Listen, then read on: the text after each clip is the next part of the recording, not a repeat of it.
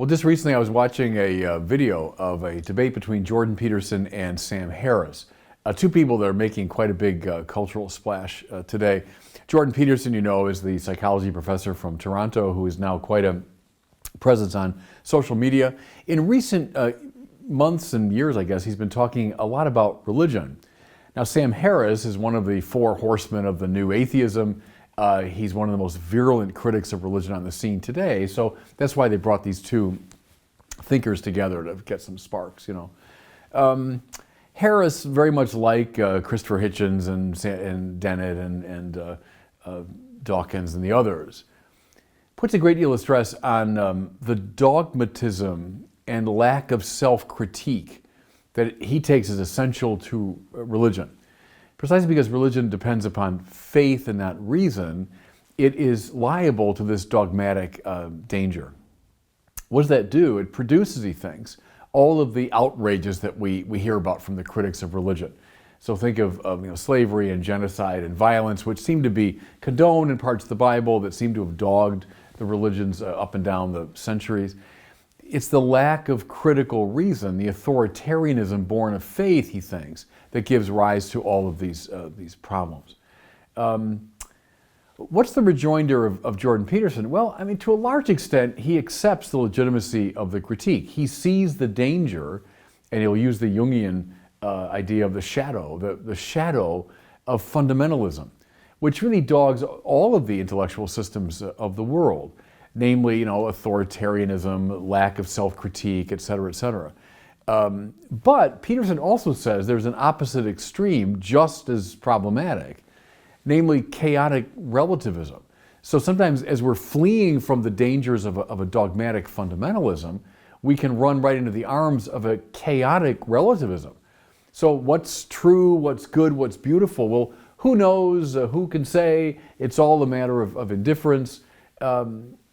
Where we should be operating, Peterson argues, and I think he's right here, is somewhere in between those two extremes of dogmatism and a sort of chaotic relativism.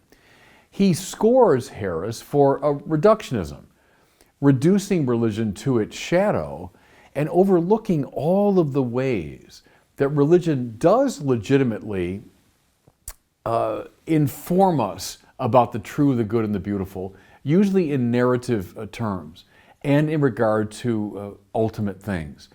And this side of religion, Peterson thinks, ought to be celebrated. And here, I find a lot of resonance with him. I get the new atheist critique of religion, and I've talked a lot about it. I get that there's a shadow side to it, from the Bible all the way into our present day. And in that measure, it's a legitimate concern.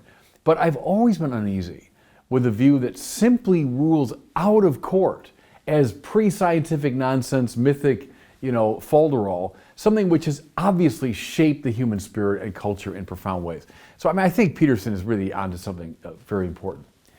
But now, what precisely is Jordan Peterson's approach to religion? And I know a lot of people have been debating this. And the famous question, does he believe in God? And he's given famously kind of elliptical answers to that question.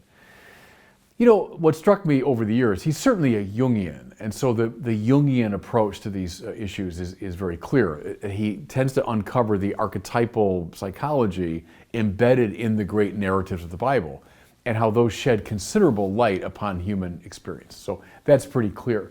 But what became very clear to me in this debate with Sam Harris is not only how Jungian he is, but how Kantian he is. Now, when I say Kantian, I mean to make reference to Immanuel Kant, the great 18th century Prussian philosopher, probably the greatest of the modern philosophers, in some ways the paradigmatic modern thinker. Kant maintained that we can't know anything really truthful metaphysically about God. He critiqued the famous arguments for God's existence, felt that the human reason couldn't attain to that level. What reason deals with legitimately, Kant said, is the phenomenological world, so the world that the sciences can examine.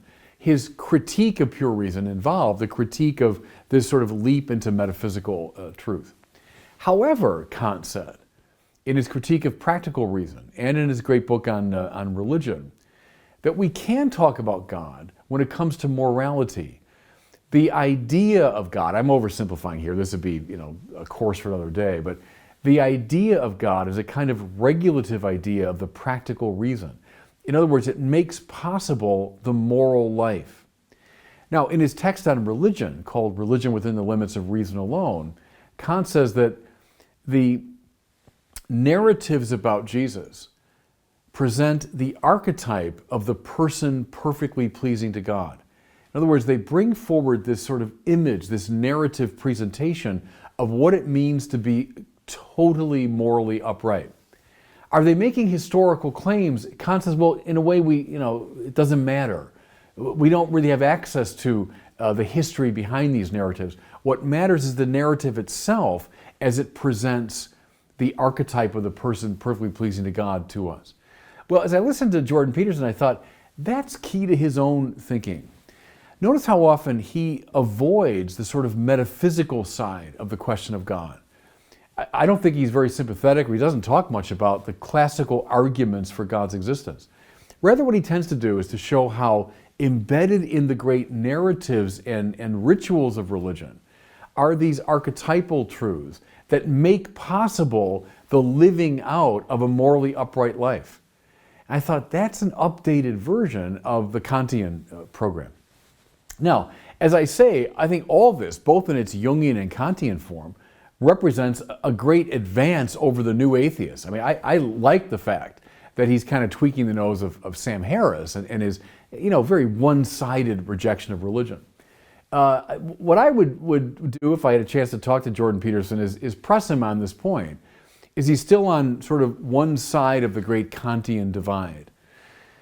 Is God simply a regulative idea of the practical reason? Is God a sort of narrative necessity if we want to live the moral life? Or is God a person? Is God a metaphysical reality that we can have some knowledge of and with whom we have a relationship? That's where I would probably press him, even as I applaud his critique of the new atheist.